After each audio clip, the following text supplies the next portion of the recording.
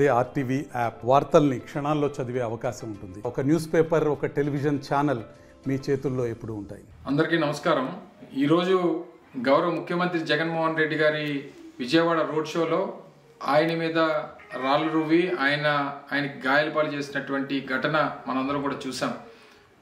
ఈ ఘటనని తీవ్రంగా వైఎస్ఆర్ కాంగ్రెస్ పార్టీ నాయకత్వం, రాష్ట్ర వ్యాప్తంగా ఉన్నటువంటి వైఎస్ఆర్ కాంగ్రెస్ పార్టీ కార్యకర్తలు, అభిమానులు, ప్రపంచవ్యాప్తంగా ఉన్నటువంటి జగన్మోహన్ రెడ్డి గారి అభిమానులు అందరం కూడా తీవ్రంగా ఖండిస్తూ, చంద్రబాబు నాయుడు ఇప్పటికన్నా ఇటువంటి పాతకాలపు రాజకీయాలు, ఫ్యాక్షన్ రాజకీయాలు, ఇటువంటి దాడులు చేస్తే జగన్మోహన్ రెడ్డి గారు భయపడతారు, వైఎస్ఆర్ కాంగ్రెస్ పార్టీ నాయకత్వం భయపడుతుందని చెప్పి అనుకుంటే వారి అమాయకత్వం.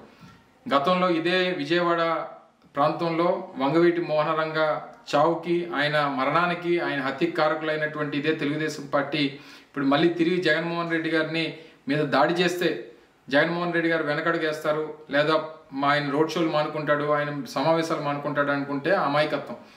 ఆయన గడిచినటువంటి 15 రోజులుగా ఈ ప్రాంతంలో, ముఖ్యంగా ఆంధ్రప్రదేశ్ రాష్ట్ర వ్యాప్తంగా చేపడుతున్నటువంటి రోడ్ షోస్ కానీ, ఆయన సమావేశాలు కానీ, సభలకు కానీ వస్తున్నటువంటి లక్షలాది మంది జనాన్ని చూసి ఓర్వలేనితనం, నేను 3 పార్టీలతో పొత్తులు పెట్టుకున్నా సరే నాకు ఎక్కడ కూడా ప్రజాదరణ రావట్లేదు, నేను మళ్ళీ ఓడిపోబోతున్నాను అనేటువంటి ఒక ఉద్దేశంతో ఈ రకమైనటువంటి చర్యలకి, కవ్వింపు చర్యలకి చంద్రబాబు నాయుడు పాల్పడుతూ ఉన్నారు. ఇది సమంజసం కాదు. ప్రజలు, ప్రజాస్వామ్యం అన్నిటికంటే గొప్పది. డెఫినెట్గా రేపు రానటువంటి కాలంలో, రేపు మే 13వ తారీఖున జరగబోయేటువంటి ఎన్నికల్లో మళ్ళీ 2019 ఫలితాలనే ప్రజలు రిపీట్ చేస్తారు. జూన్ 4వ తారీఖు తర్వాత ఈ రాష్ట్రంలో మళ్ళీ తెలుగుదేశం పార్టీ అనేటువంటిది లేకుండా చేసేటువంటి బాధ్యత కూడా ఈ రాష్ట్ర ప్రజలు చేస్తారు. జగన్మోహన్ రెడ్డి గారి మీద జరిగినటువంటి ఈ దాడి, ఈ ఘటన తీవ్ర దిగ్భ్రాంతికి రాష్ట్ర ప్రజలందరికీ కూడా లోనైనటువంటి విధంగా చేసింది. దీనికి నేను వైఎస్ఆర్ కాంగ్రెస్ పార్టీ నాయకుల్ని, కార్యకర్తలని అందరినీ కూడా కోరుతా ఉన్నా, సంయమనం పాటించండి. డెఫినెట్గా చట్టం తన పని తాను చేసుకుంటూ వెళ్తుంది. డెఫినెట్గా దీనికి కారకులైనటువంటి ప్రతి ఒక్కరిని శిక్షించేటువంటి బాధ్యత తీసుకుంటాం.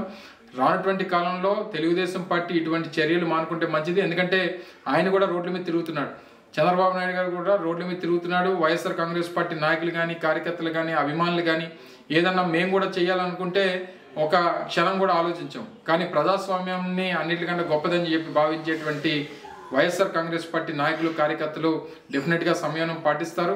ఈ ఘటనని తీవ్రంగా ఖండిస్తూ రేపు రానటువంటి కాలంలో జగన్మోహన్ రెడ్డి గారి తాలూకా నాయకత్వాన్ని ఆశీర్వదించమని ప్రజలందరూ కూడా కోరుకుంటూ, ఆయన తాలూకా సిద్ధం సభలు కానీ, రోడ్ షోలు కానీ ఈ రకంగానే కొనసాగుతాయి. పెద్ద ఎత్తున ఇంకా లక్షలాది మంది ప్రజలు వస్తారు. రేపు మళ్ళీ వైఎస్ఆర్ కాంగ్రెస్ పార్టీని ఆశీర్వదిస్తారని చెప్పి బలంగా నమ్ముతూ, ఈ జరిగినటువంటి ఘటనని మరొకసారి రాష్ట్ర వైఎస్ఆర్ కాంగ్రెస్ పార్టీ ప్రజలు, కార్యకర్తలు, నాయకులు, అభిమానులు అందరం కూడా తీవ్రంగా ఖండిస్తా ఉన్నాం. మరిన్ని వీడియోస్ కోసం ఛానల్ ని సబ్స్క్రైబ్ చేయండి. లేటెస్ట్ అప్డేట్స్ కోసం వాట్సాప్ ఛానల్ ని ఫాలో చేయండి. అండ్ లింక్ డిస్క్రిప్షన్ లో ఉంది.